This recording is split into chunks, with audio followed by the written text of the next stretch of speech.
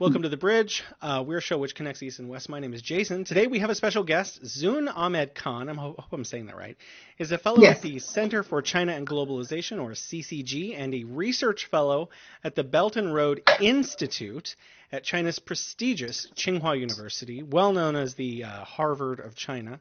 She's an expert at Shanghai Cooperation on the Shanghai Cooperation Organization, the China-Pakistan Economic Corridor, which I have a question about, just the pronunciation, and Eurasian connectivity. She's an anchor for China Economic Net, and her geopolitical commentary are regularly featured in the media, CCTV, CGTN, and more, and she's the founding editor-in-chief of the ShangHe Review. Did I pronounce that correctly? So we want to learn a little bit more about you. For example, when did you come to China, and how would you compare life in China to other countries that you visited? Okay, thank you so much, Jason, for this opportunity. I've been looking forward to a conversation with you. Following your work as well, I think it's very important to have more people who are also based in China and from other countries to be able to express what life here is really like. So kudos to the work that you're doing. For me, I'll try to keep it brief, but in 2015 is when I came to Beijing for the first time. Long story short, as a Pakistani, we have a very close relationship with China. We call China an Aryan brother. So we obviously grew up, I also did grow up in this environment where we thought of China as our closest friend. And my father also happened to be flying with Pakistan International to Beijing often in the 80s and 90s. So we did have a lot of Chinese, cultural artifacts in my house and his photographs. So I think I had a bit of a closer understanding, even as a kid, about what China was, how life is over there. But that's not the reason I came to Beijing in 2015. So after my graduation in political science from a university in Lahore, I was working as a research analyst in international relations in Pakistan. And I was covering basically the developments happening in the region. I think most people listening to this podcast are quite familiar with how the region was shaping up and the challenges that we faced. And also, I was frequently visiting the United States with my family because I have family there. And what I felt increasingly as a Pakistani, given the challenges that my country was facing because of a war next door and challenges economic as well as security. And in addition, the various conflicts in the Muslim world, I felt that we really do need a transition. I mean, hegemony is not working. And it's not just me. I think there are multiple people across the region, across the global south, that felt very strongly about less hegemonic, activities, fewer wars. And we need a multipolar world. So this is what my passion really was as a young analyst at that time. And I increasingly, in my reports, in my articles, I was covering developments coming from China. And this is something, to be honest, like a lot of people think that Pakistan and China are such close friends, but I don't think at that time in Pakistan there was a clear focus on how far China has come in a very short span. And I remember when the AIIB was officially announced, it was a historic development. It was as if, now countries that were previously developing or are still partially developing, they are assuming a leadership role.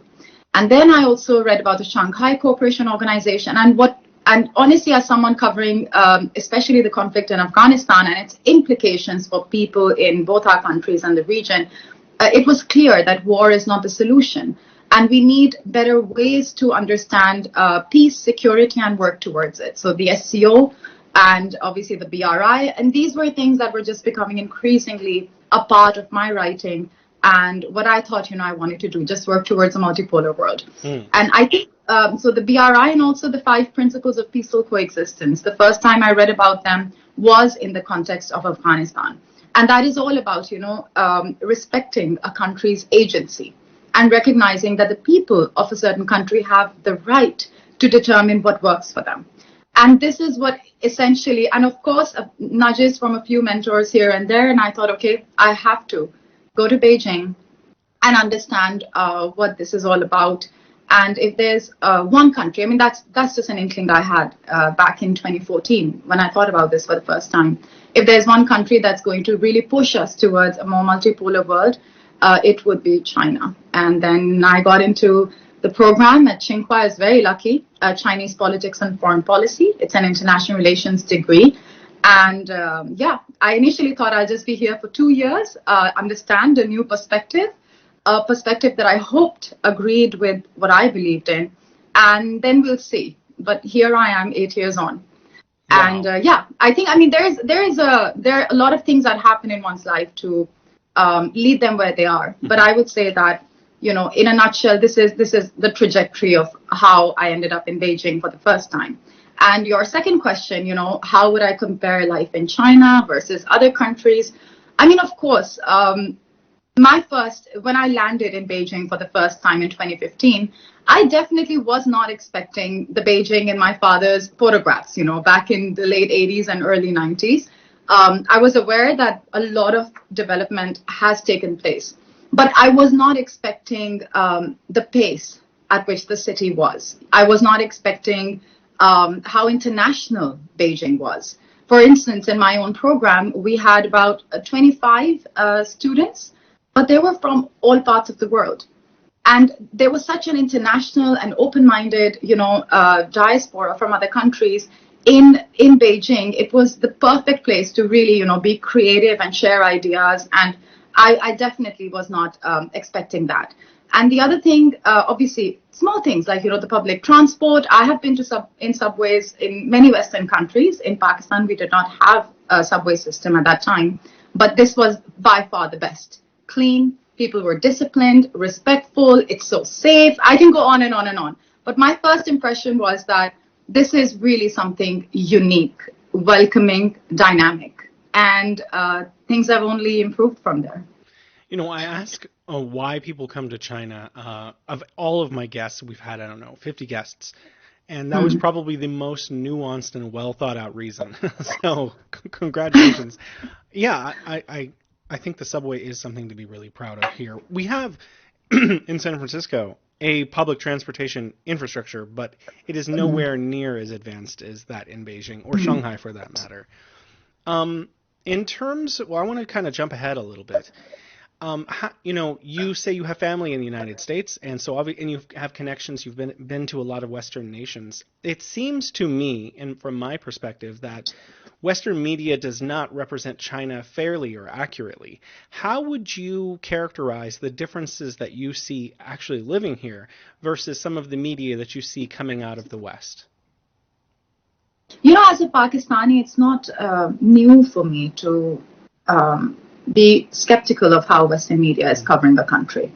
So I go with there were obviously, you know, you live your life every day. So there are a lot of things that affected me in this journey prior to coming to China. And one of the things was how people in the United States thought of even Pakistan as maybe a very barbaric country, as a country that doesn't deserve any empathy at all, as a country whose opinions and perspectives are outdated at best, you know.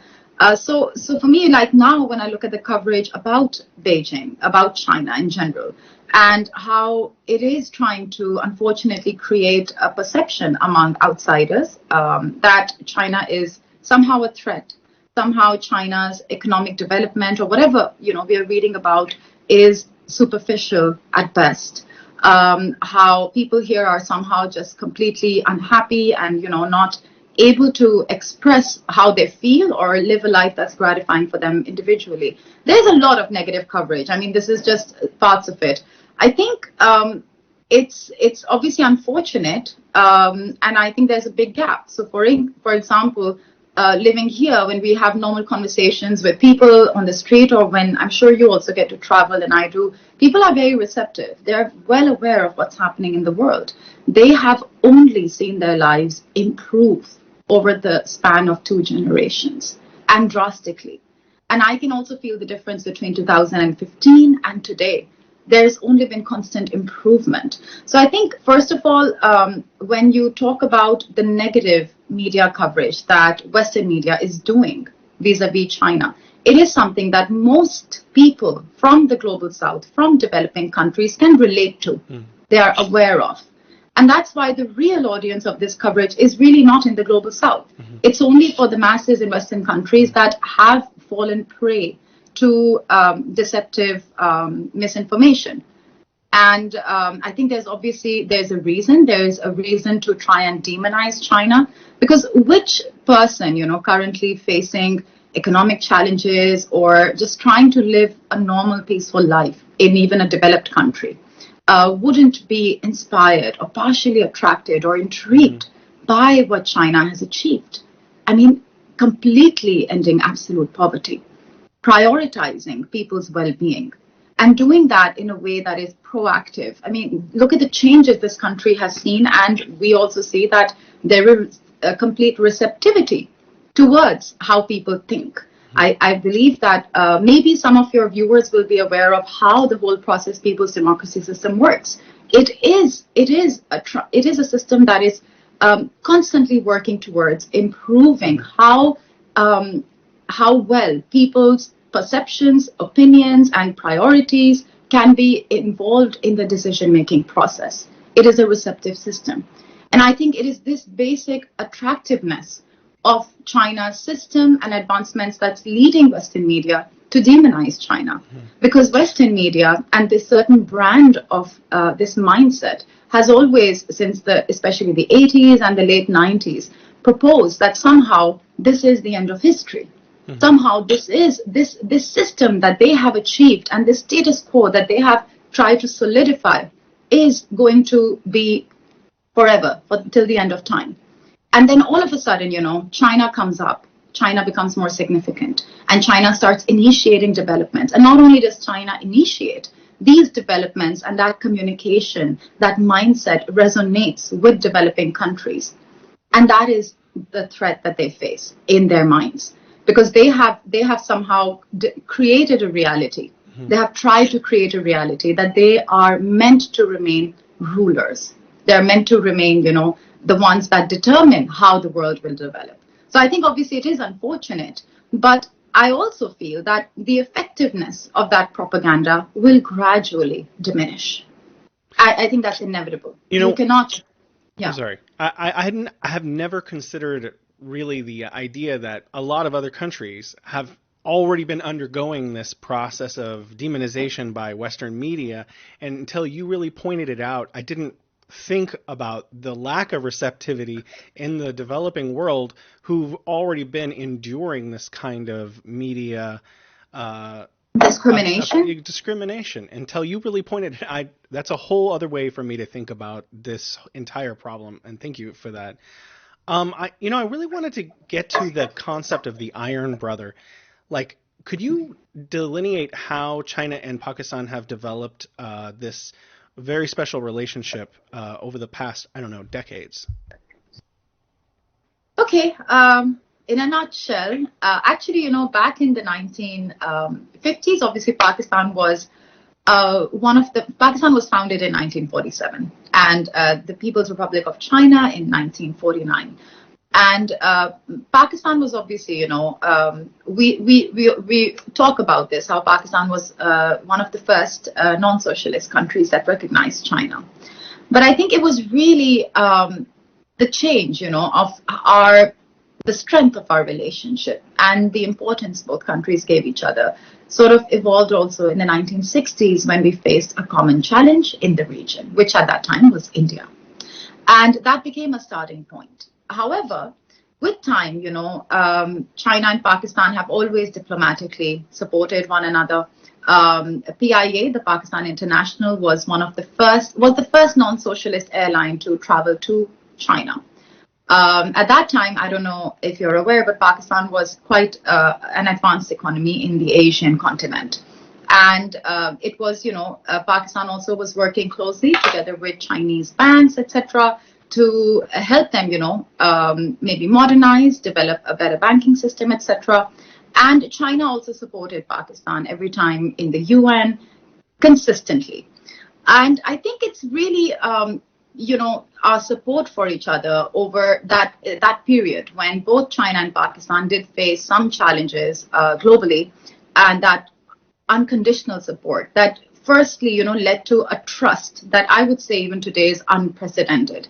There were many moments, our leaders visiting China and their Chinese leaders coming to Pakistan. Pakistan also played a very vital role in the first China-US detente. It was a Pakistan international flight that brought Kissinger to Beijing for the first time. And that's the kind of support we really have had for each other.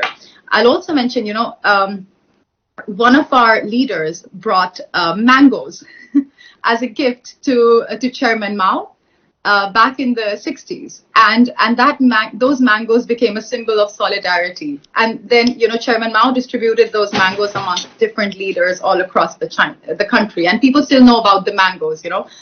So I think in a way it's been very tangible support for both sides. Unconditional, people say, but obviously it was it's always made sense for China and Pakistan since the 1960s to support each other. And security-wise as well, we share the region, we have common interests, and we have always felt that China's strength and increased, recognition of China's position in the world is a good thing for Pakistan. And China has also always felt that Pakistan, being a stronger a country with a better economy, a country that can play a more conducive role in the region, is a benefit, is a strength for China.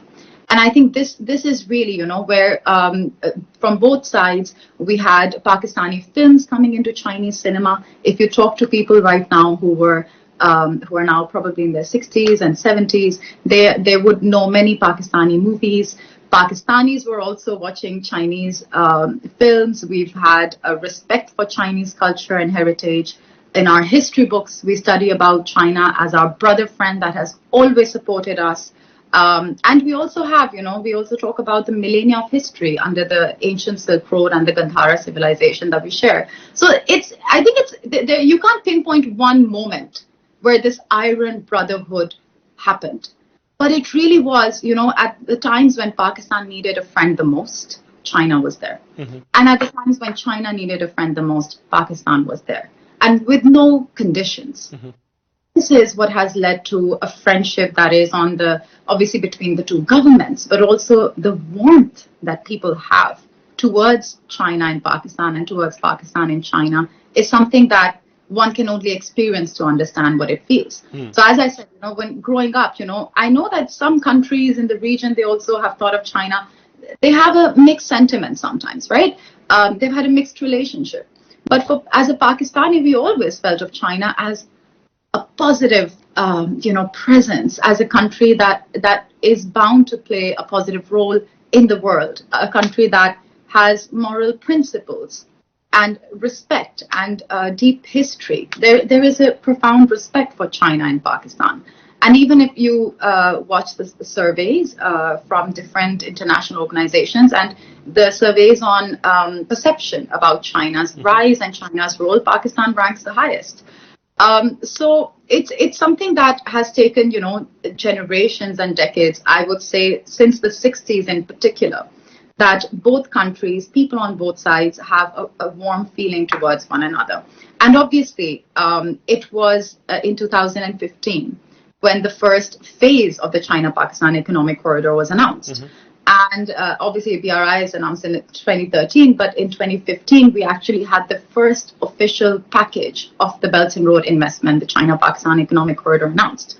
Let me tell you that at that time, Pakistan was facing an economic crisis and, the consequences of a security crisis that are hard to describe. We had electricity shortages for 12 to 14 hours a day in the best communities of the country. We were deindustrializing since the 2007 and 2008. We had lost over 80,000 lives in the war. Pakistan has the second highest number of casualties in the war against terror. And because of even though the number of incidents happening in Pakistan had reduced, but the perception had not changed. And many, countries that were traditionally the ones investing in Pakistan's infrastructure or helping with, investments, helping us attract foreign direct investment, they were simply not interested.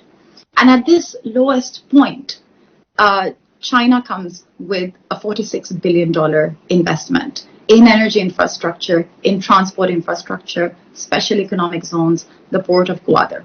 Mm-hmm. And I cannot express what a moment that was for Pakistanis. It was, even today, when we talk about Pakistan's development, Pakistan's future prospects, Pakistan's focus on how we want to improve our economy or people's circumstances, CPEC is the center of that conversation from 2015 to today. And I think even though we have had a feeling of iron brotherhood and we've had tangible support, especially a lot of strategic collaboration between both sides, CPEC was another defining moment for us to deepen that feeling of iron brotherhood. One of my questions was going to be, is it CPEC or CPEC? So yes. I had that answered already.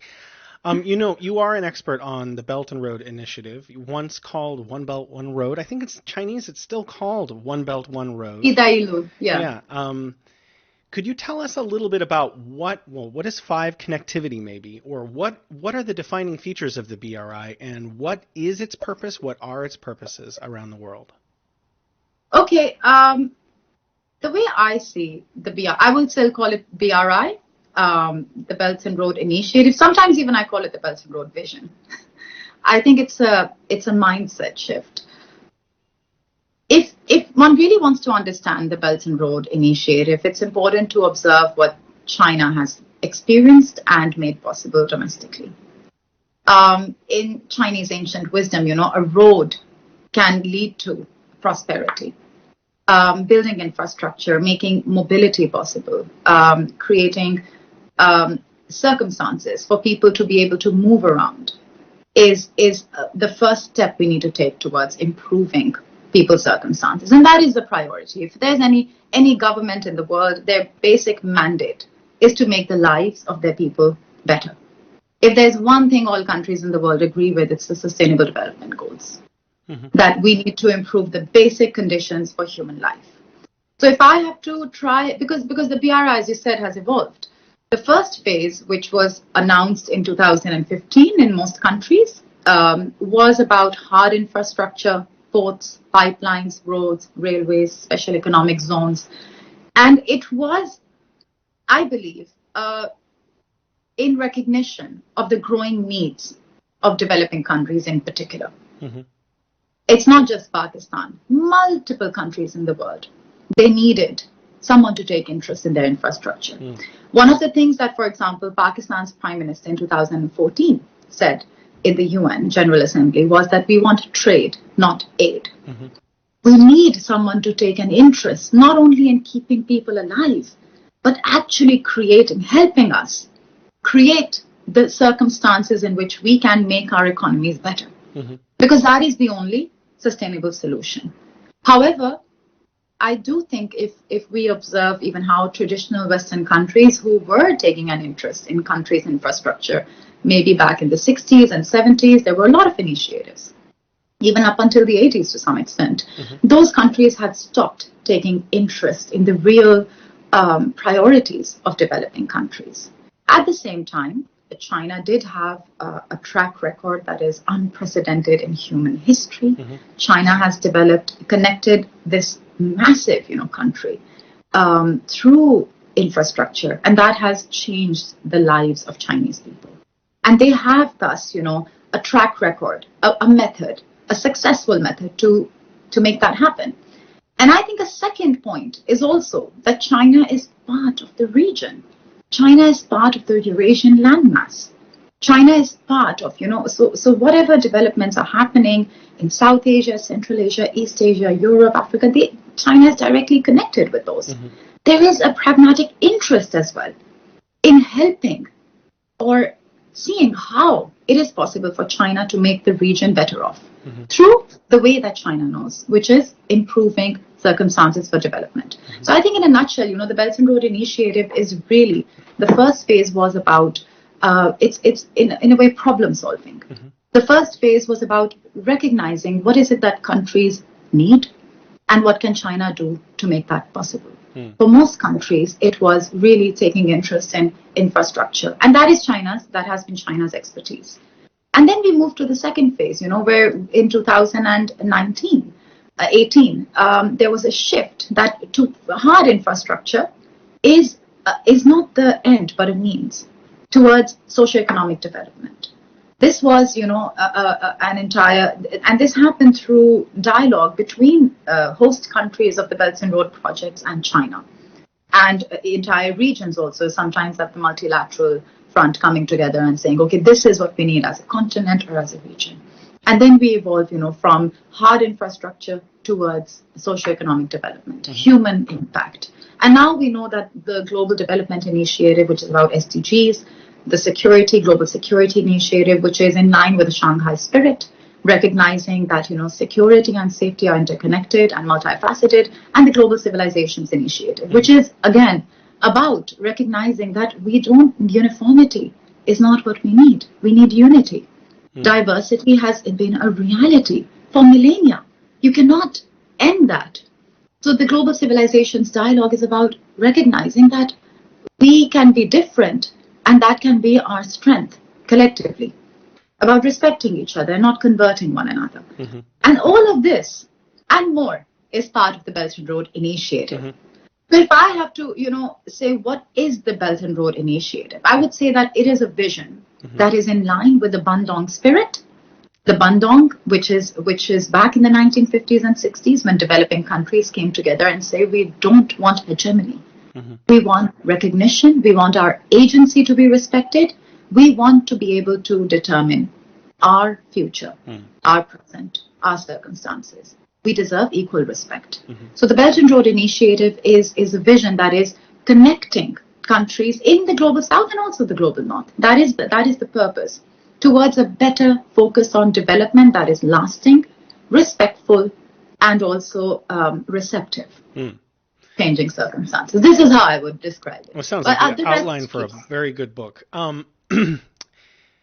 There's two or three criticisms from the West always that seem to be lobbed at the Belt and Road Initiative or vision, and that one of the primary ones is debt trap diplomacy, that China comes in and forces developing countries to take loans that they can't manage and then uses that as leverage to take over their parts of their economy. I'm not actually sure what they're implying because it doesn't seem to be going on in terms of the research I've done. Could you elaborate on what the BRI is, and is it in fact a debt trap? This whole debt trap diplomacy idea started back in 2016 and 17. That was the first time, right? There was also neo-colonialism, this idea that China is a neo-colonialist power.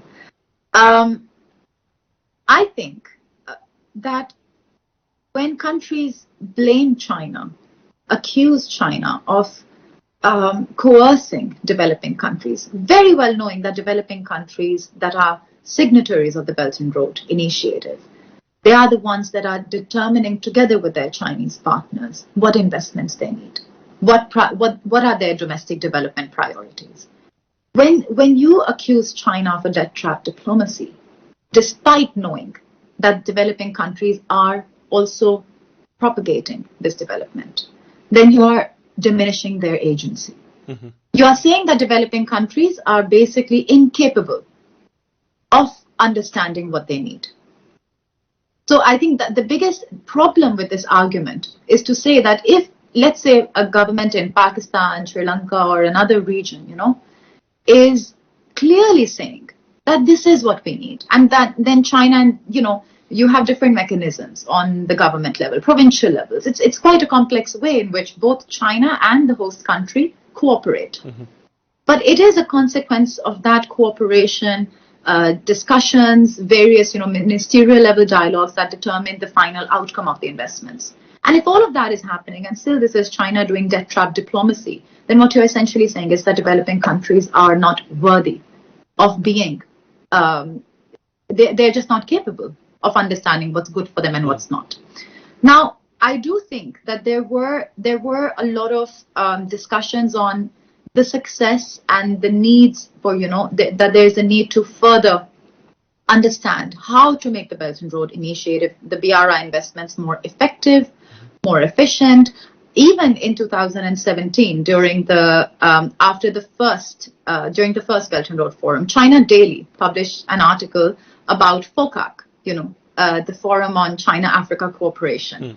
And in that, one of the analysts had said that in some developing countries right now, what we see is that they think the success of the investments is the amount, the scale of investment in their country, the scale of pledged investment. But maybe a better way would be to not think about success as is it 10 billion versus 12 billion US dollar investment, but rather think about what can the impact of that investment be? Are you able to absorb that investment and not let it be too much of a burden on your economy? So there has to be a way in which developing countries and Chinese partners, the companies involved together, make the investments even more effective, even more appropriate for the particular circumstances of that country. And I think this is a learning curve that everyone has gone through. I think that's how, we say the Belt and Road has also evolved.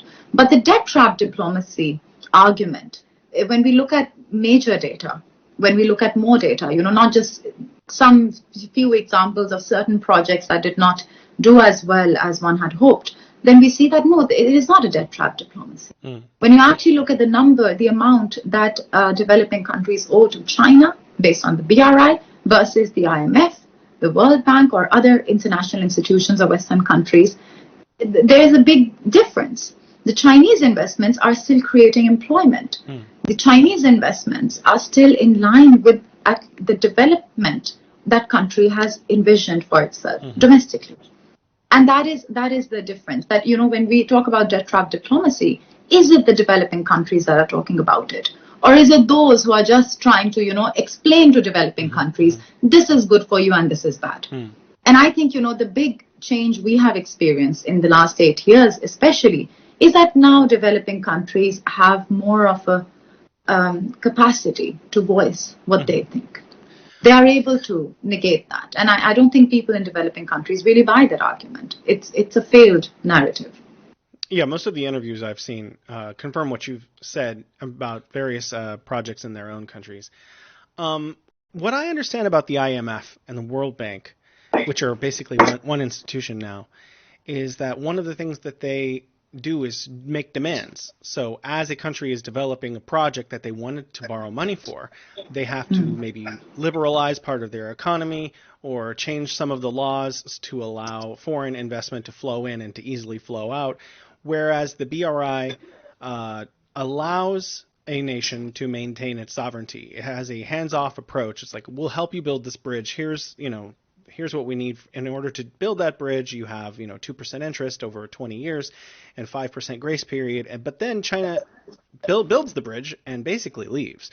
It doesn't tell that country how to manage its own affairs. I was wondering, in your own assessment, how would you compare the BRI with IMF, Paris Club, Club of Rome, any of the other developing institutions that are traditionally used for development projects in the underdeveloped world? Jason, one of the biggest criticisms of these traditional institutions has been that they have too many strings attached. They try to tell a country how to govern itself, even what curriculum to teach, how much.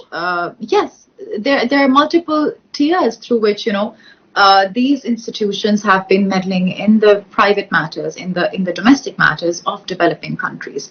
And these strings attached are obviously something that many developing countries have spoken against.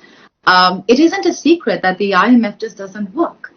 Unfortunately, it is the last resort. Pakistan has once again gone to the IMF, for example. But it is an unfortunate last resort. And after that, they will tell Pakistan, okay, you cannot give this kind of subsidies.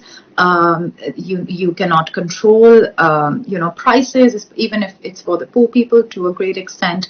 And that is a kind of, intrusion, which developing countries definitely do not, it doesn't work for them either. It's not a question about disliking it. It just doesn't work for them. And there are political strings attached at times as well. So I think the biggest difference is that China, first of all, has been part of the global south for a long time. China understands what it feels like to be told by others how to think, how to govern yourself, what kind of benefits you can give to your poor people. And China has set an example for how a country can develop in its own way, in its own unique way. And that is definitely a lasting way to develop. So the biggest difference between the BRI and the IMF and World Bank and other institutions that you mentioned is that China doesn't try to micromanage your affairs at all. China is very pragmatic. It's all about, what are the tangible outcomes of this project? Does it align with you? Do we agree on these, parameters? If it's an airport, a road, a bridge, etc. To what extent? And then, even if, let's say that the country needs some help with understanding how to utilize that project, then China also helps with that. So, for example, in Pakistan, the Chinese partners have helped with a lot of road shows and initiatives to attract investments in Belt and Road projects. This is the case for all BRI countries. China will help once the investment has been made, the infrastructure has been developed. China becomes a partner in helping the country understand how that infrastructure can be utilized better. So the big difference is that China doesn't believe in meddling in affairs. And that automatically leads to a kind of trust that many leaders in the African continent have recently also expressed. Countries like Pakistan, Iran, many countries that are Belt and Road signatories, they realize that China is not, first of all, asking us to think a certain way, to teach a certain kind of curricula, to have a certain political system. China doesn't have an interest in that. China will actually help you on the very practical levels. For example, the Belt and Road Initiative is helping countries, including my own, understand how to really manage poverty alleviation. How can it be done creatively on the domestic level? Poverty alleviation was not a conversation in Pakistan 10 years ago. Today, it's a very tangible conversation because poverty alleviation is not about giving stipends and making people to survive. It's about creating new opportunities in your economy. People in those communities are capable of finding solutions. So we need to be creative and maybe a little more. We need to be dynamic when it comes to addressing core challenges that our country is facing. So the Belt and Road Initiative is helping us think creatively about addressing the challenges our economies are facing, be it infrastructure, be it poverty alleviation, be it agriculture, etc., etc.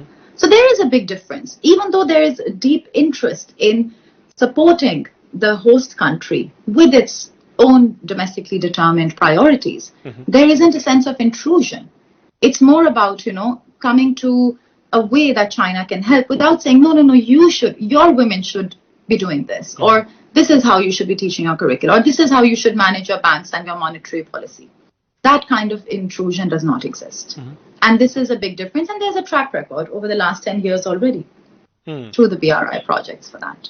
Well, I wanted to specifically talk about CPEC, China-Pakistan Economic Corridor, because I think a lot of people maybe misunderstand that it's just a port, roads, and rail, but there's a lot more going on there. And I was wondering if not only could you outline what is going on in CPEC, but also how viable is it at creating economic opportunity and growth for the Pakistani, nation?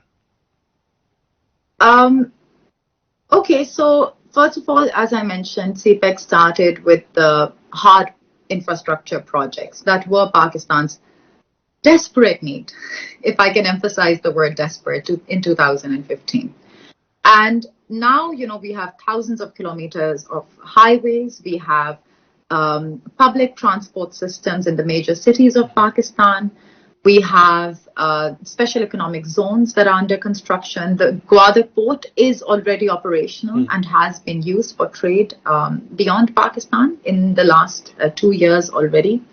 We have energy. Now Pakistan can even export energy at some point, starting from a point where we had to deindustrialize and we were facing 12 to 14 hours of electricity shortages. So this is the first, achievement. But since then, what has happened is that Pakistan has started on a very practical level, discussing how we can improve agriculture, quality of agriculture in Pakistan, how we can modernize our agriculture with the focus on food security. There are thousands of Pakistanis, tens of thousands already, who have received scholarships in Chinese universities and who are now working in CPEC projects or otherwise. That's also a big part of the human experience, people-to-people exchange under CPEC. We have focus on technical and vocational education, where Chinese are helping Pakistan develop more relevant curricula and also providing machinery, equipments, and teachers training programs in technical and vocational education. We have women now in parts of Pakistan where one couldn't imagine women working at all, being tractor drivers or being high-level managers in CPEC projects. We have poverty alleviation initiatives already in place. We are changing we are transitioning towards more value-added farming and demonstration areas for agricultural goods in spaces that we thought agriculture isn't possible, including Gwadar. And CPEC projects have also brought a lot of facilities like schools, hospitals, better spaces, and even units for women's training and education in parts of the country where women were definitely at a relative disadvantage.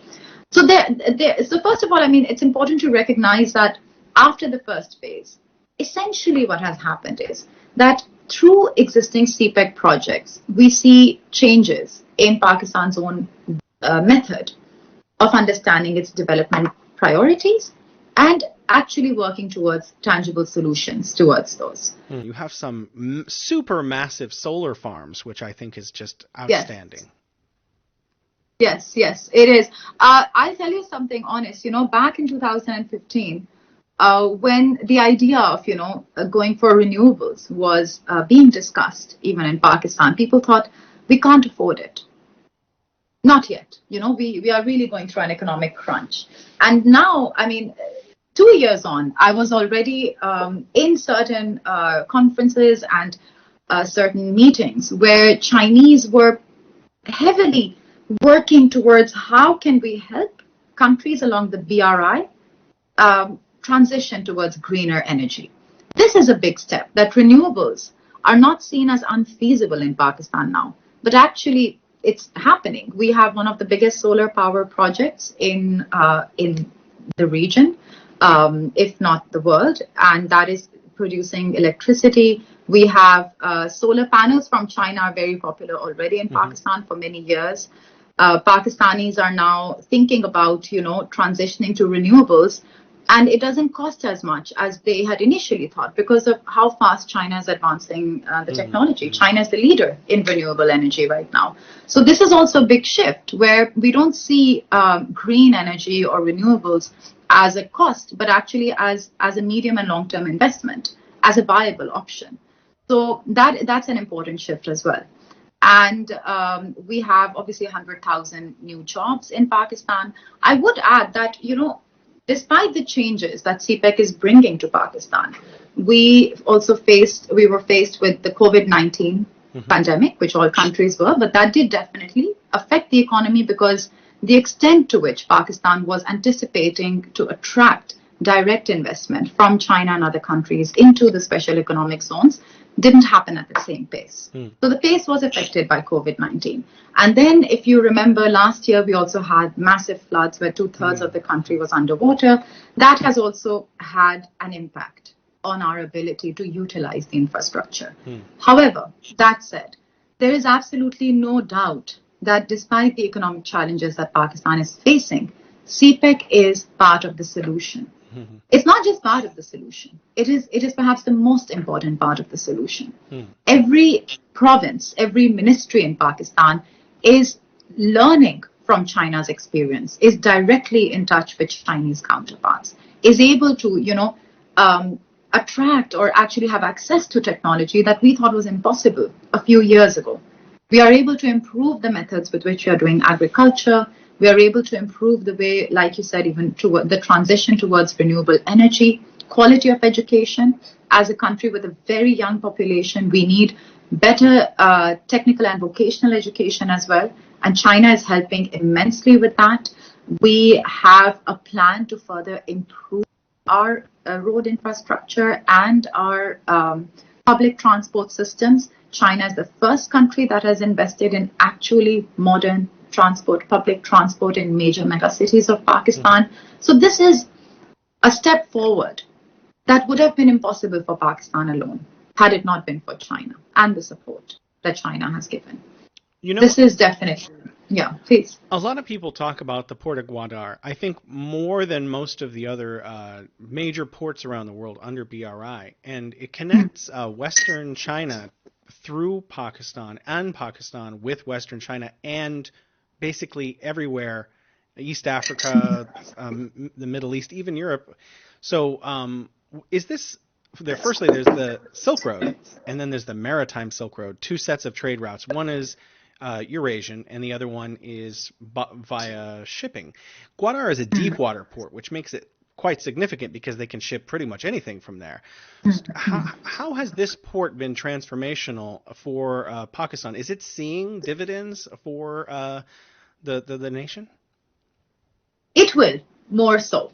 So I think one thing that we need to understand is Pakistan has been, first of all, trying to develop the Gwadar Port for decades. When I was born, this conversation was happening. Even before that.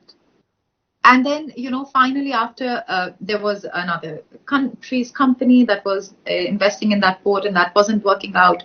And then 13 actually, and then 15 finally, in full throttle, CCTV, the Chinese company, comes in, their subsidiary CPEC. And since then, we have actually seen development. We have actually seen the port being constructed. We have seen modern fishing techniques. We have seen the entire city benefit from that investment. So after decades of thinking about it, China was the country that made it possible with partnerships. Obviously, the local government has helped a lot. However, we also have to recognize that we always thought that Gwadar can be the Shenzhen of Pakistan. But Shenzhen took 40 years to become. Shenzhen was also a fishing village, right? And then you don't become from a fishing village to what we know as Shenzhen today in a span of 5, 4, 3 years. And I think at times, that's why I think BRI is a learning curve, because even some Pakistanis would think, oh, I thought Gwadar would be like Dubai already. No, it will take time. It's okay. But look at where it was and look at where it is today. And today, really, as I mentioned, 2 years ago, Gwadar Port was utilized for the first time for trade between from the ocean towards Afghanistan. So that's a big achievement. The vision of Gwadar, and as you mentioned, it's a deep sea port, is to connect Pakistan through Central Asia, Afghanistan, also China, the entire region towards the south. Connect the belt and the road, right? As you mentioned, the land and the maritime Silk Road. And Gwadar is positioned for that. Gwadar is much ahead of where it was. And obviously, if we can finally have better development in the province of Balochistan, because if maybe many of your viewers are not aware that Balochistan is also a province of Pakistan that has been relatively underdeveloped compared to other provinces. It's a massive province which is also bordering Afghanistan and Iran. It has a lot of natural resources. It is sparsely populated, and there's a lot of potential opportunity that Pakistan as a country we have prioritized, untapping, really making this province, shifting it, from a relatively underdeveloped region towards one that can play a vital role in connecting the region. And CPEC also, it's not just about Pakistan's own domestic, the real vision of CPEC is to connect the region, is to connect, help Pakistan fulfill that role, which is based on our geographical position, to connect landlocked Central Asian countries through Afghanistan, from Pakistan, and then to the region at large. This is Pakistan's own vision for CPEC and China's vision for the region as well, right? A better connected region. Again, the BRI is about connectivity. So long story short, I think, yes, Gwadar Port is playing a role that was inconceivable 12 years ago. Well, I'm looking forward to being 40 years older so I can see. No, it should be before that. But I'll also mention another thing that the first time I went to Gwadar Port was 2017, June. And that time there was a school. The port was, there were big buildings. There were hundreds, almost 1,000 employees. There were ships being docked. It was a functional port. And it was impressive. I was not expecting that. And the way, the camaraderie between the Chinese and the Pakistani employees, that was exceptional. I think it really was a space, like when you imagine Belt and Road, friendship, creating spaces and opportunities for people to get to know each other. It's really that place. And after June 2017, I went in August 2017, and it was different. And I'm not exaggerating. Like there was more. I think you've seen how fast they build infrastructure in China. So there was more infrastructure, absolutely, in a span of 2 months. There was more greenery. The Gwadar Port is not known to be a very green region. Gwadar City is not known to be lush green at all. But the chairman of Gwadar Port had a vision, and he told me, he's like, Mingju, I'm going to try to grow these kinds of plants, and we'll see. Some of them will work, and some of them had worked in a span of 2 months. There was more greenery. He had a plan to further improve the school, which is now one of the best schools in the province of Balochistan, that was opened by the Chinese company CPEC in collaboration with the local family. It's a school for girls, to help girls get a better education. So the school's infrastructure and facilities had improved in a span of 2 months as well. Everything had improved. Today, there's like women's training centers, livestock farming. Fishermen have better opportunities and better technology trainings, etc., etc. I read about a vocational school. Changes. Yeah. That's right on the port, a vocational school. I want to change the topic a little bit. We'll come back around. Kishore Mahbubani, I'm a huge fan of his. If he ever watches this, please, I want you to come on the show. He released a book, The Asian 21st Century, and you posed a question. I've been watching you on YouTube. How do you think the BRI mindset or development of countries and regions where there's vast amounts of untapped potential, how can this play an integral role in promoting cooperation? So I'd like to basically ask you the same thing. How are BRI, CPEC, promoting better economic outcomes for nations, that are participants? It's roughly 150 nations.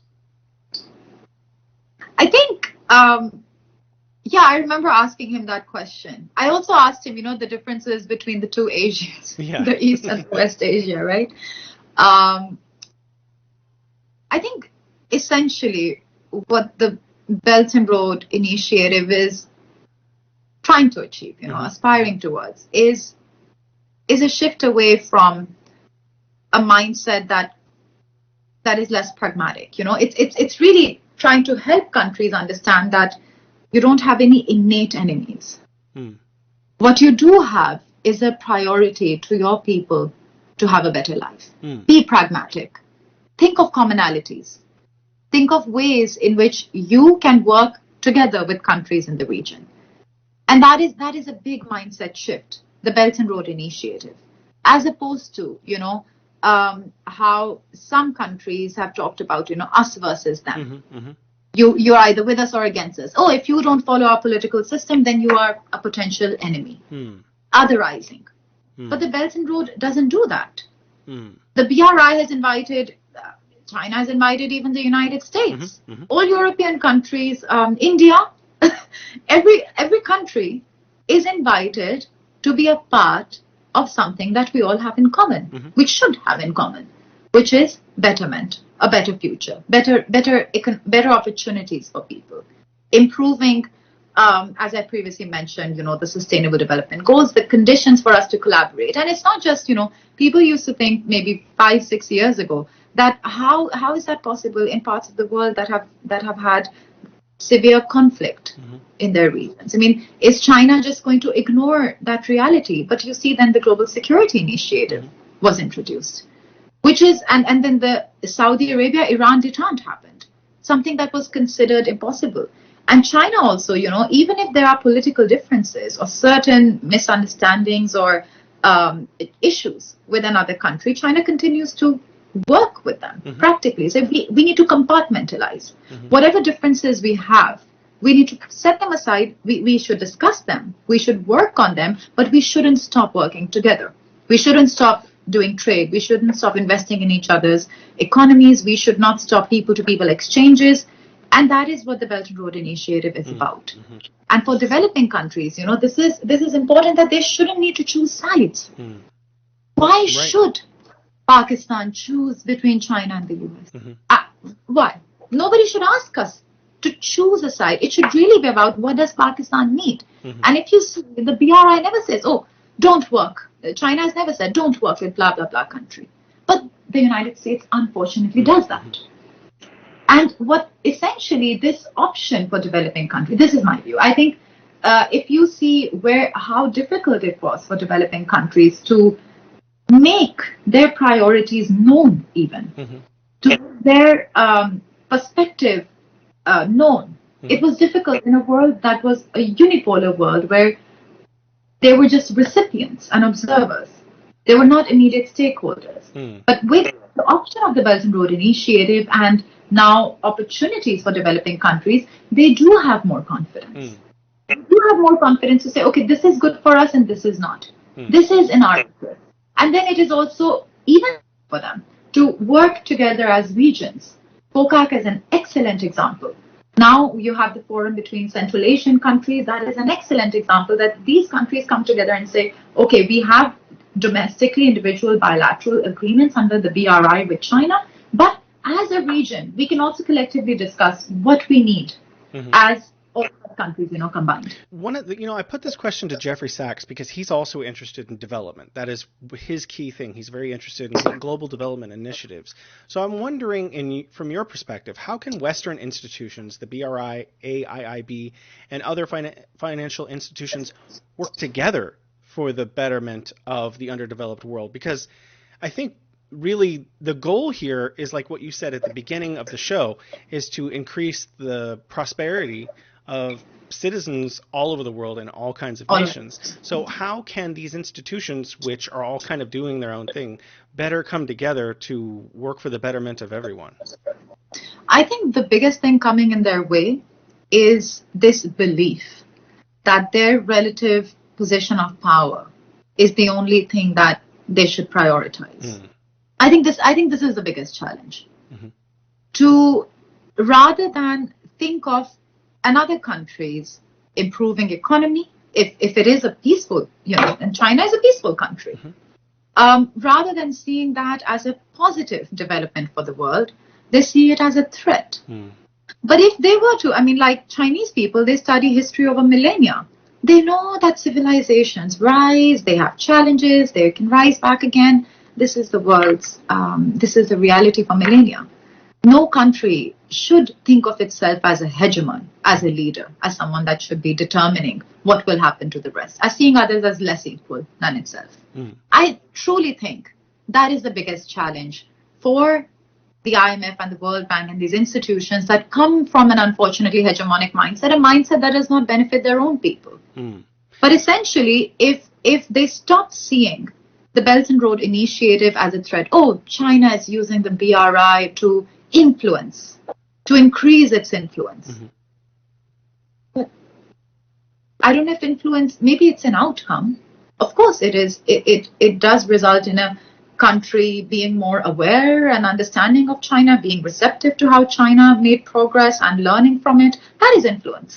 I ran into the same thing recently. I've been posting a series of hospitals and schools and bridges that China built as grants for countries around the world, because not everything in the BRI is loans. Some of it's, it's a big variety package of things that are going on. And some of those are grants. We'll build a school for you. We'll build a hospital for you. And some of the criticisms that I get online are, of course they're building them a school. This is China's way of exerting influence over them. And I'm thinking, isn't all diplomacy trying to create friendship and influence? Absolutely. So, the purpose of building a school is just really good diplomacy. I think the criticism is sometimes a little bit ludicrous. to your point, so what you're really saying is we need a shift in the West from winner-takes-all diplomacy to win-win diplomacy, where everyone Absolutely. engaged in the diplomatic effort comes out on top. You know, you trade me this, I trade you that, we both get what we want, we're both happier. And I think, I agree with you. I think that's exactly the problem in the West. The problem also is some of these Western analysts and institutions seem a little bit, arrogant, and it's difficult for them to adopt a new mentality when they're so set in their ways, unfortunately. Jason, I think it's because, another aspect about the BRI or this new mentality that's becoming popular in developing countries as well is to understand each other on a human level. It didn't matter how many people in my country or Iraq or Afghanistan died. There were not even numbers that were worthy of being mentioned. So if you don't feel that human beings matter, or you can dehumanize them in a moment and say, oh, all of them were a problem, let's destroy them. Then how can you shift your mindset? I think that difference is we do need something like the Global Civilizations Initiative. We do need ways in which, people across continents can come together, talk to each other, and feel that this person is as human as me. And that can lead to a resulting change in mindset. That is the most important thing. When you're sitting on your high tower, many people in the United, and you're from there, so I think you would know even more. Not every American even wants these. People don't want bloodshed and violence. But if you tell them that this is the only way, otherwise, we need to kill them because they hate our way of life. They envy us. They want to destroy us. But actually, this is what even Edward Said talked about in his book Orientalism. Those people in the Middle East and Africa and now China, wherever else in the world, they're not just sitting there thinking, we hate the empire. They want to live their lives. They have families. They have histories. They have heroes. They have points of view. They just want to live a better life. And I think, the more we try to create spaces to truly respect and understand people, regardless of how different they are from us, it will increase our propensity as humanity to really seek solutions. And I think, for example, this is the one thing that China, even a few days ago, I was in Wuxi, and that forum was about civilizations and cultural connectivity and exchanges. And I think, we are living, regardless of the polarization and the way in which, unfortunately, Western institutions that can play a more conducive role are not playing. But at the same time, we are living in a lucky period where we can have this conversation. You can have a conversation with someone from any continent in the world and help more people understand their point of view. And that can lead us to really recognizing it's not about hegemony. It's not about convert. You cannot convert people. And you cannot dominate 80% that are rising, that have confidence. They are going to rise. There's no question about it. The real question is, are we going to be a part of that? Are we going to find a way to strengthen global governance and global institutions that can enable better representation for those that are rising? And I think this is if the Western countries, I think in Europe, we see mixed sentiment right now. Some are exhausted. They don't want to follow the US blindly. Why should anyone follow anyone blindly? No one should. But so I think there is, we already see a sense among countries that were traditionally very closely aligned with the United States now questioning that method of moving forward. All right, so it was just the last question, which was, I think you answered so amazingly. So I feel so sad. Well, you can answer it a different way then, but it was so brilliant. Okay, so I really wanted to ask you, how can institutions in the West, like IMF, World Bank, Paris Club, work together with the Belt and Road, AIIB, really these institutions should theoretically be complementing one another. And in fact, a lot of nations do borrow money from each of them, but it seems kind of uncoordinated to me. I was wondering, how can these institutions work together to create the kind of infrastructure that's going to improve people's lives, like you mentioned at the beginning of the show? Well, I think the first thing to point out is that after the Belt and Road Initiative, we had retaliatory proposals coming in from Washington and the EU, right? We had the PGW and the bill Build Back Better World, right. B3W and all that. And it was just puzzling to me as someone from a developing country, to anyone from a developing country, that why are you retaliating to something that's creating a positive impact in the world? The fact that it was retaliatory made those initiatives even sound less appealing, let alone the fact that, unfortunately, the United States does not have a track record for improving infrastructure for its own people or reducing poverty and all of that. Unfortunately, I think every country should prioritize that. But China, on the other hand, does. So I think the real problem with these institutions, or the mindset behind them, is that they are trying to control the world the way they have been controlling it since the end of World War II. They are benefiting from a system that is essentially unequal. And now with the rise of developing countries, it's not just the Belt and Road Initiative, but the rise of developing countries has been inevitable. They are not the silent majority anymore. They have better channels to communicate with one another. They have a better understanding of the unequal treatment they have received. And the Belt and Road Initiative is helping create more linkages and networks and opportunities for developing regions to come together and discuss the hypocrisy they have faced collectively. So this is a shift that is inevitable. And if the World Bank and the IMF and the capitals that determine the directions in which these institutions go were more receptive to the changing realities, they would realize that retaliation is outdated. And it is dangerous for their own relevance. Those who will not connect with the world at this point, the 80% of the world, will become irrelevant over time. And the best way for them is to actually think about the practical needs, changing sentiments, and the growing relevance of developing regions in the world.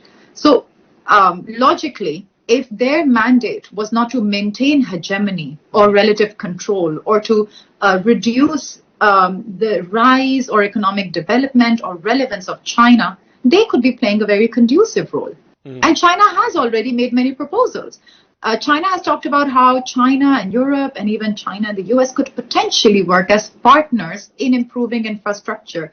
It would save the world's resources. It would have a better impact. And it would result in positive developments regarding, especially, I would say, the SDGs, the Sustainable Development Goals, which ought to be the world's priority. So I think the real challenge is that they don't see developing regions as important, but they see them as, their backyard. We will dominate them, and then this will maintain our relative hold on the world. But nobody wants to be dominated. Nobody wants to follow blindly. Countries are not working with China because they are blindly just following another country. They are working with China because China is receptive. China understands them. China can relate to them, and they can relate to China. China has come a long way. China has prioritized things, and because of China's, I call it China's inertia. There is an inertia to China. It's not just a big country with 1.4 plus billion people. It is also a country that has a deep sense of history and understanding of itself, and respect for its historic experiences. And that gives China a sense of confidence and calm and seriousness about its priorities that maybe some countries that tried were not able to. Some countries wanted to, but we know how they were treated. We know how Iran was treated, how other countries in the world were treated. I would say how Iran is still treated. Right, and look at Iran now. Iran is going to be a member of BRICS soon. Iran is a member of the SCO. Iran is seen as a country that can genuinely contribute and has a lot to offer to the world. And that's what any country can contribute. Any region can contribute. And it's that basic recognition, that basic respect that everyone in the world deserves. So one thing I would say is that definitely it is in our interests as a global community, as any country in the world, to think about ways forward, not ways to otherize another. Right. Empathy is very important. I don't think the colonial mindset ended. I don't think. I agree. I think we're still in neo-colonialism. Absolutely. We are still there. And actually, nobody fought the colonizer to become a slave to hegemony. It's a false notion. Nobody wants this kind of a leader that uses methods to coerce other countries. The United States has, over many decades ago, had sometimes a positive role in helping countries modernize their infrastructure, improve their economies and industries. And they should prioritize that role rather than, trying to maintain this position, which has not been beneficial for developing countries, not at all been in the interest of countries that have been in warfare, and not in the interest of American people. I absolutely agree. I think if we took, if the United States cut its military budget by whatever percent we want to throw out there hypothetically, and just threw that into helping develop the world, the more the better, then there would be a lot less reasons for security concerns because everyone would be a lot better off. And so Absolutely. I don't think that the United States really, I think there needs to be a paradigm shift in the U.S. and amongst its allies. We are out of time. I really would like to have you back on. It was so great to have you. You're incredibly brilliant, and I would love to hear more of your ideas. If you could allot some time later this year or maybe early next year, we would love to have you back on. Thank you so much for joining the program. Jason, thank you so much.